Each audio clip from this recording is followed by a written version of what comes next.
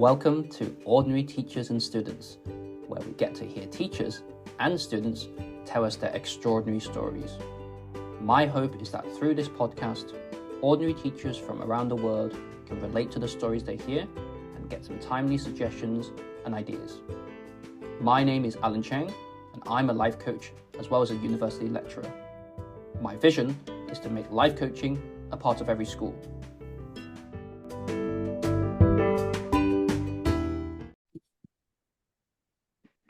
Hello, today I'm delighted to invite Eugenia and Ngai onto our podcast.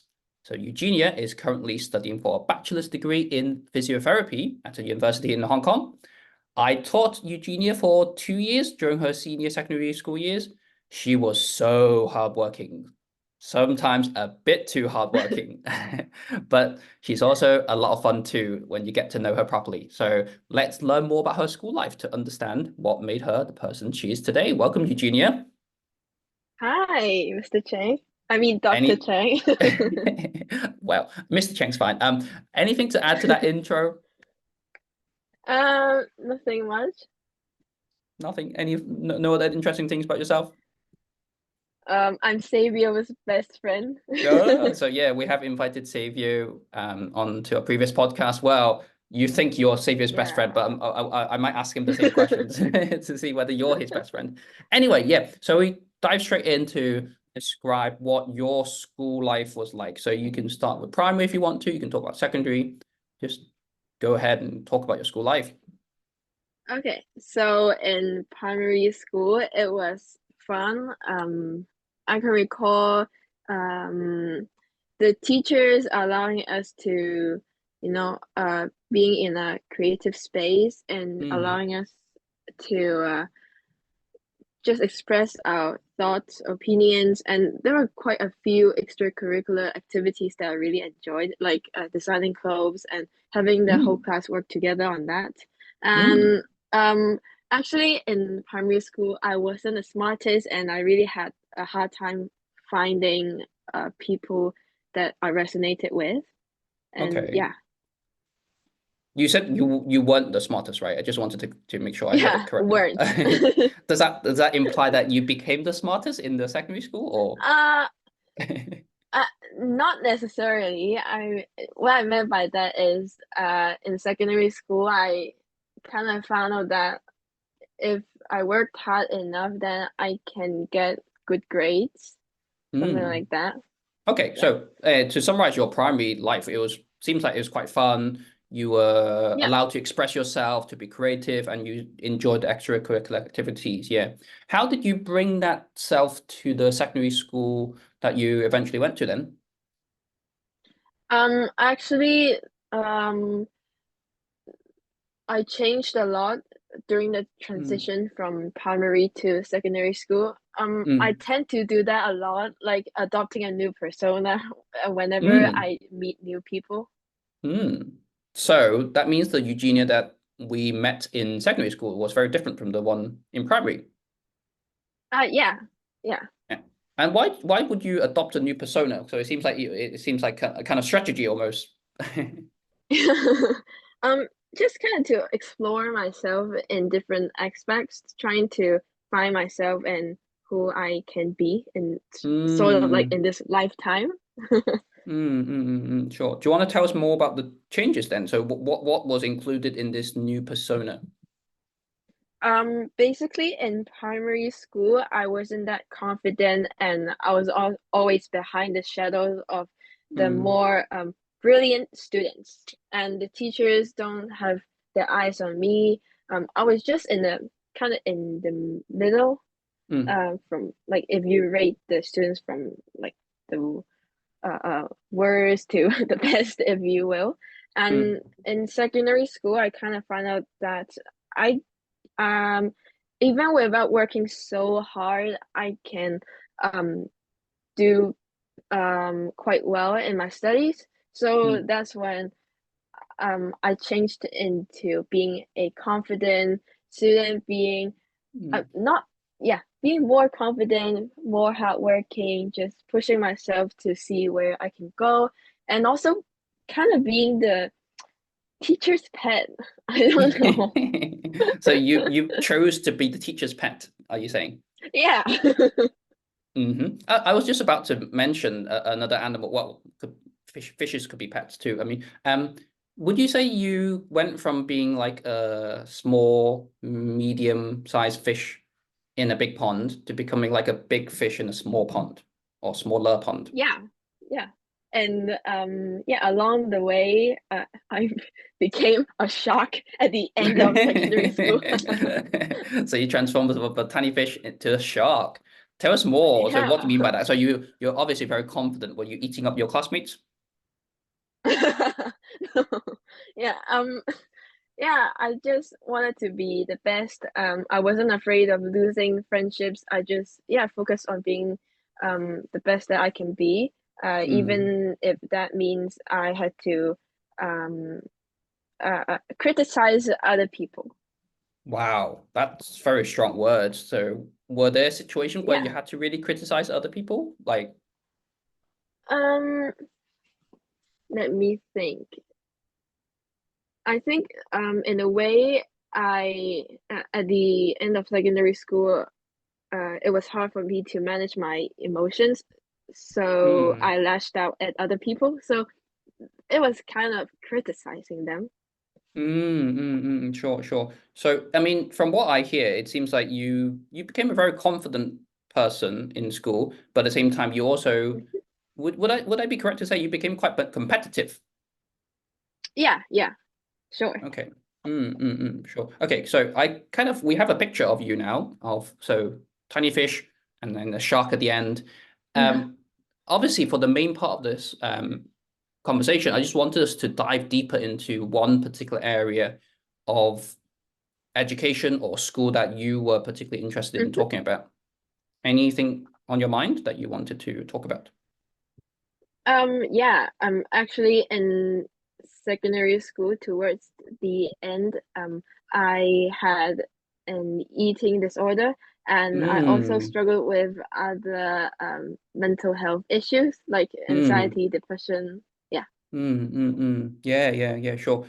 So you did mention earlier that you had difficulty managing your emotions. Was that related to all these like problems that you mentioned just now? Yeah, 100%. So maybe if I just simply ask you where did it start, or did you know where it started? Like, but if we focus on like, for example, the eating disorder. Hmm. So it started when I was in Form 4.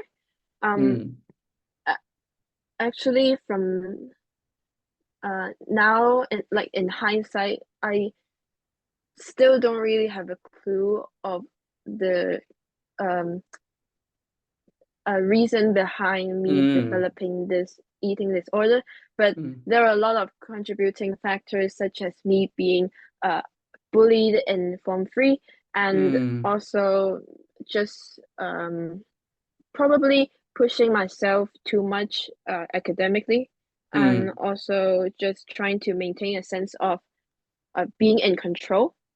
mm, Yeah. Yeah, yeah. That's a lot of things. I mean, I'm curious about the bullying, if you don't mind talking about that part. Like, Yeah, sure. do you want to just tell us a bit more about what happened, or you don't need to name any Oh. names or anything, but if you're comfortable to talk um about it. yeah, yeah, I can talk more about that. I remember it was Form 3 and on my birthday I just got isolated from all of my best friends and Mm, I had no one to rely on. It mm. lasted like that for a few months and Oh somehow no. without an apology, we Mm, kind of made up, but not mm, like became acquaintances, if you mm, may. Yeah. mm.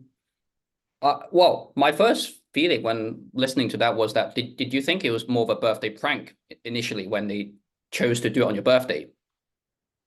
Initially, it was. I thought that it was a prank, and Mm. yeah, and the day after my birthday, it just all fell apart. Oh. Doesn't sound good. So how did you navigate that? Like, as in, like, obviously, I can imagine for teenagers, like friends are everything, Mhm. really, right? So for that to Yeah. happen, like, what did you do to help yourself, or did you seek help? Yeah, from my class teacher, which I really, really Mm, appreciate, and also mm. some of my friends, yeah, that I So, have now. mm. So what did you do? Did you just go up to your teacher and just tell him, her about it?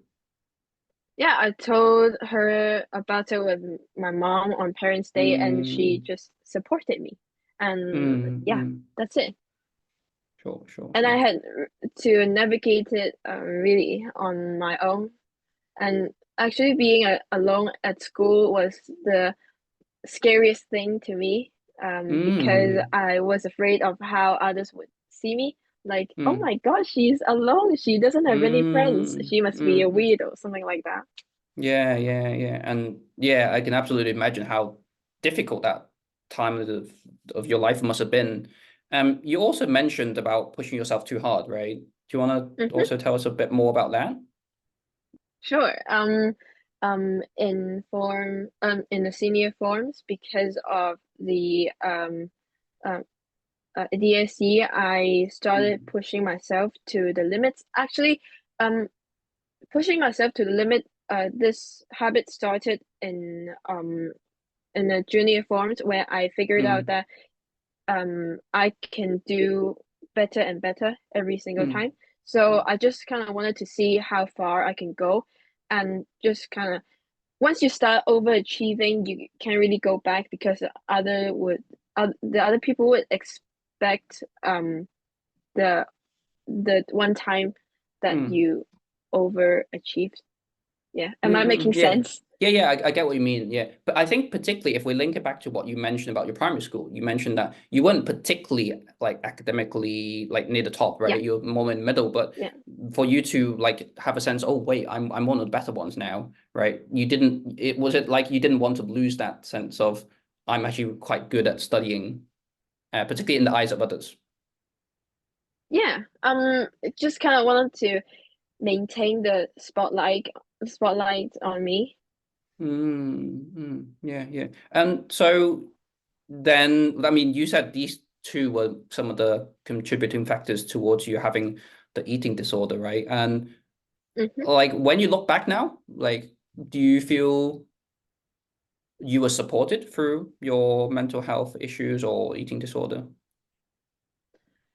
Sort of, because during my eating disorder, the one uh, that version of me doesn't want didn't want anyone to come near me, and I Yeah, just yeah. wanted to be alone. But now that I think about it, um, I think I wanted someone Mm, to be with me, mm. and yeah, companion. That's really important.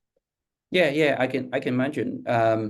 So as teachers, particularly, I remember like because I taught you in that year, we Hmm. were told bits and pieces of information. Obviously, the school had to also protect your information. Like they didn't reveal too Hmm. much, but they were just more, okay, just take care of Eugenia's emotions and don't push her too much. Um, I also felt that sense of when you said, "Oh, you kind of didn't want people to come near you," but at the same time, you wanted maybe teachers care as well. How do you think teachers should navigate that? Because it's a bit difficult when, from the outside, it feels like you don't want us to talk to you, but at the same time, it Hmm. would you say you would want a teacher to come over and have a chat with you about it? Yes, actually, I really appreciate when teachers come to talk to me about it. Um, just avoid um trigger words. Does it Like make what? sense? What kind of For words would have example, triggered you? um, some any topics about gaining weight, being fat, being Mm, thin, something, anything around that topic would be very triggering to people with eating disorder, and I think it should be mm. avoided.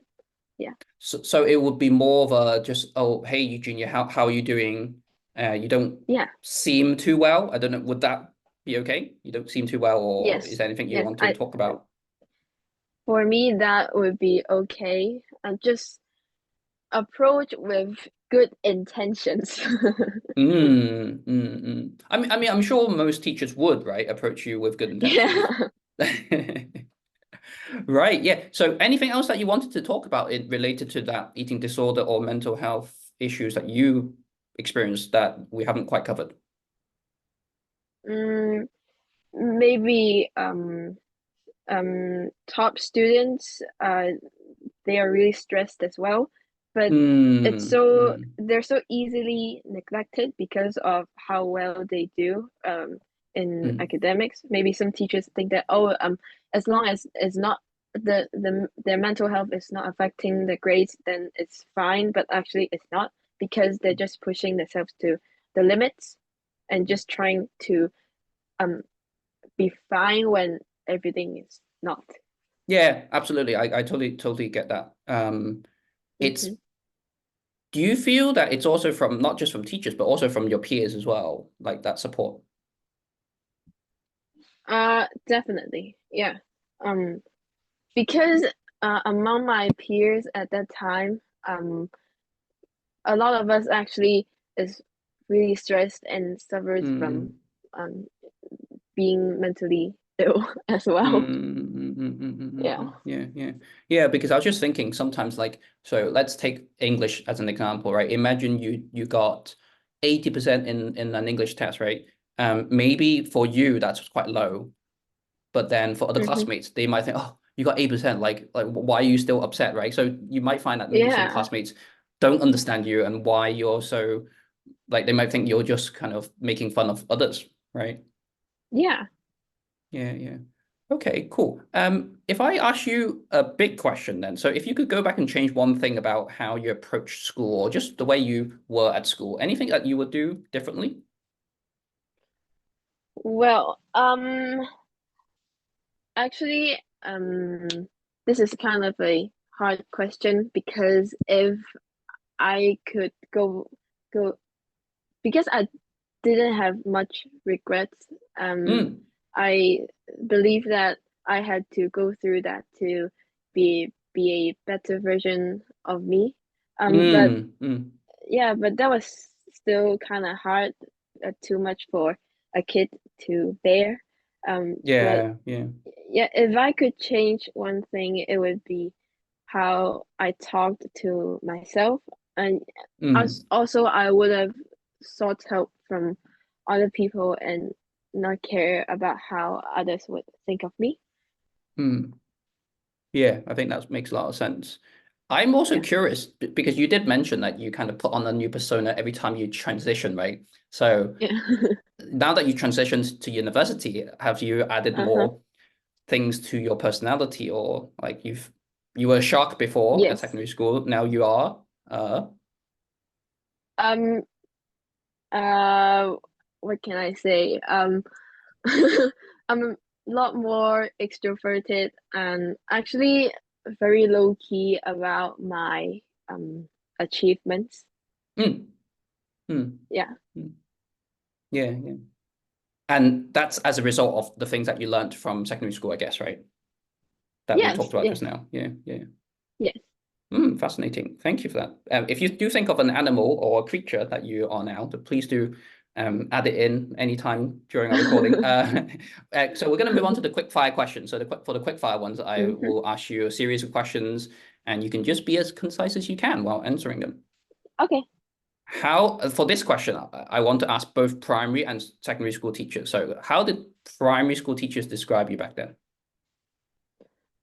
Just being really shy and Mm, probably not very good at everything. wow. And how about secondary school teachers then? Secondary school teacher, very hardworking, puts too much stress on herself. Um, Mm. yeah, being the nice kid. Okay, what should schools or teachers do more of? Do more of probably the first one is providing more social support. the other one is I like to elaborate more on the first point. It's to just talk to them, show more care about them, Mm, and just communicate with them as a friend instead of a teacher. mm, And for the second one is to create a safe and creative space for them to um do to let them kind of use all of the paint in the paint box. mm, mm. Yeah, yeah, yeah. I like that metaphor. So kind of just really, I copied it from Taylor Swift. do you want to elaborate? um uh let me think. Um I remember one time in wait, I need more time to organize it. That's okay. Take your Um time.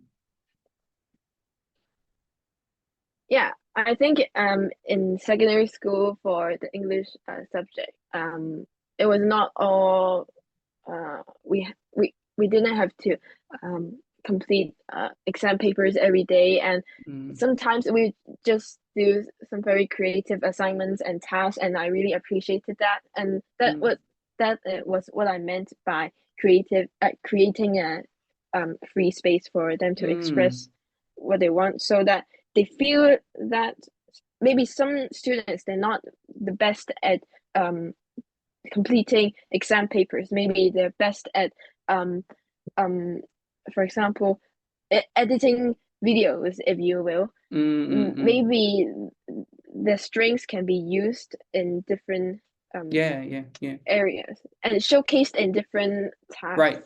So like have a variety of tasks for different students to showcase their various abilities in class, right? Yes, yes. Mm, mm, okay. How about doing less of? What should teachers or te schools do less of? um Let me think. Being impatient. Okay. Being impatient. Yes, that's a very interesting one. Right. Was there anything that, I mean, it seemed like you were a very, very diligent learner, right? Was there anything Mm. that really helped you to make you become such a good learner, or just anything that helped you learn better? Any tool or activity that teachers did? um Probably giving um again, for example, in English lesson, you would just give us the space to express ourselves freely, like no judgment Mm, when answering questions. And mm, it doesn't matter. So what I felt was it doesn't matter if I get it right or wrong. The important thing is that I tried mm, in mm, answering questions. And mm. I really appreciated it because it builds up the confidence of speaking. Yeah, yeah, yeah, sure. Like, so Yeah. again, it's And that I think safe space, right? yeah. Mm. You about to say, I think. I think that it's really important to do it in lessons um frequently, because it's the confidence is not something that you can build up in for example one day, and it's something that is Mm. uh, accumulating every single day. Yeah, Yes, sure, sure. So it has to just the be word. done like every lesson, right? Rather than, oh, just today I'm Yeah. going to create a safe space, tomorrow take it away. So it doesn't work like that, right? Yeah, thank you for that. Yeah. How about any funny or scary, strange, or touching moments that happened in the classroom? This one you can obviously say a bit more. Okay. Um, the most fun thing that I did in secondary school was probably filming a video with Savio, and it's Mm. um, we had to do an advertisement Yeah. for um, for the company, and it was so fun. It was so fun because we get to have fun and just go crazy. And the other thing was um watching Savio sleep in the cabinet during math lesson. Oh, he actually he mentioned that in his conversation with me. Yeah. So if you want to Really? listen to that, yeah, if you want to listen to that, so that's episode 3 of my podcast. Yeah. But thank you for sharing that. Right. So do you have a question for me? So obviously I've asked you lots of questions. I always want to offer a chance for my guests to ask me a question too. Yeah. What was your most memorable moment in teaching in secondary school, Wow. mainly? Wow. That's a big question. How do I answer that? Um, well, there's a theory in psychology, the peak end rule, Hmm. which is that we remember the peak moment and the end. I remember the end quite vividly. The but the most memorable one is wow, that's tough, really tough question.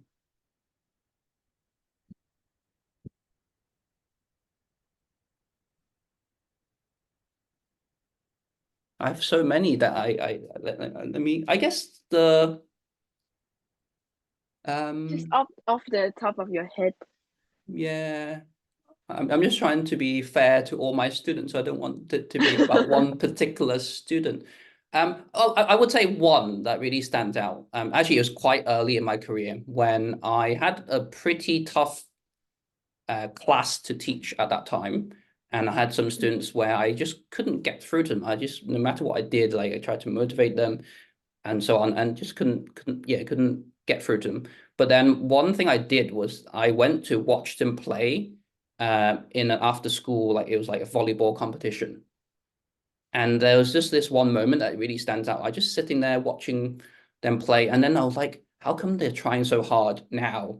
How come they're really putting mhm, in loads of effort into this competition? Whereas like the person I see in my classroom is completely different, right? And the reason I mhm, remember it so well is that was almost like a light bulb moment for me, or even a turn to like a moment where I realized, oh wait, yes, students I kind of almost judge students by just their English ability because I was teaching English, mm. but then I almost neglect the other parts of them. So from that moment on, actually, I think I was much better in terms of trying to find what students are good at and trying to connect with them based on that. And the great thing was that actually after that competition, I really the next day I talked to the students about that competition and they seemed very excited to talk about it, even though I had to talk about it in English. So yeah, that's my one memorable moment. I have plenty, I must say, but that came out just now. Yeah. Thank you for the question. So I guess my last question is very similar to that. Is like, do you have any Yeah. teachers who you remember very vividly for good or bad reasons? For good reasons, probably um probably you because you Oh, you don't talk have to to us. say it just because it's my podcast. No, for But real. please elaborate. I would love to hear it. Because you always talk to us kind of as a friend, and we would just make jokes in English lesson, and Mm, I really enjoyed it, and yeah, and mm, it's rare to see teachers who interact with students in such a way where there's uh mutual respect, kind of not in a mm, like you didn't talk to us in a condescending tone.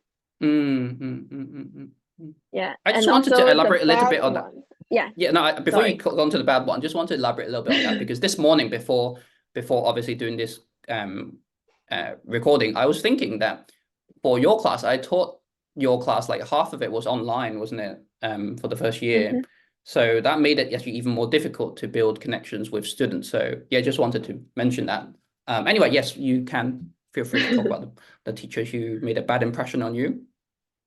Oh, I hope they don't listen to this podcast. Well, don't drop any names, but I mean, if they do, hopefully they'll learn a lesson too. And we Yeah. will, obviously, it's more for us to learn, okay, maybe these are some things that we shouldn't do. Yeah. And for the bad one, um, I remember um just a teacher using really insensitive wording when I Mm, was really struggling mentally.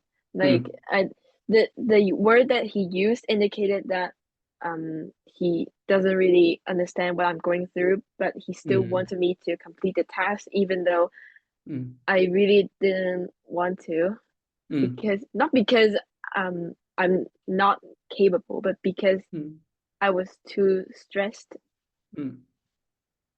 Yeah, so being insensitive and almost judging, right? Judging your situation at that time. Yes. Yeah. Mm. Mm. And also one more is, let me think. Oh yeah.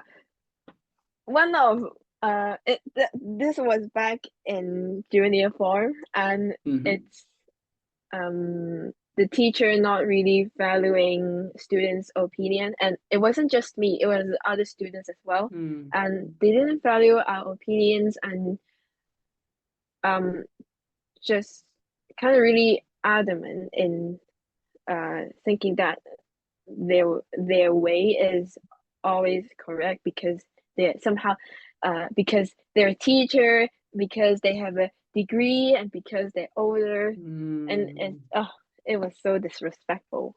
I can imagine, yeah. So thank you so much for sharing all that. And actually, thank you so You're much welcome. for coming onto this podcast and being so vulnerable. So I know obviously like the Eugenia that I know today, like I mean, we're doing this as a video recording, and I can see that you're quite okay to talk about it. You're very cheerful. But when you talk about all the experiences from the past, it must have been tough going through all that and for you to get through that and to reflect on it and to like have taken all those experiences with you to become a better person today. So I'm very inspired by that all, and I always love the Thank energy that you. you bring to every conversation. So thank you so much for coming as a guest on my podcast.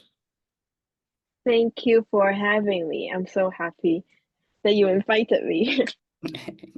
Thank you.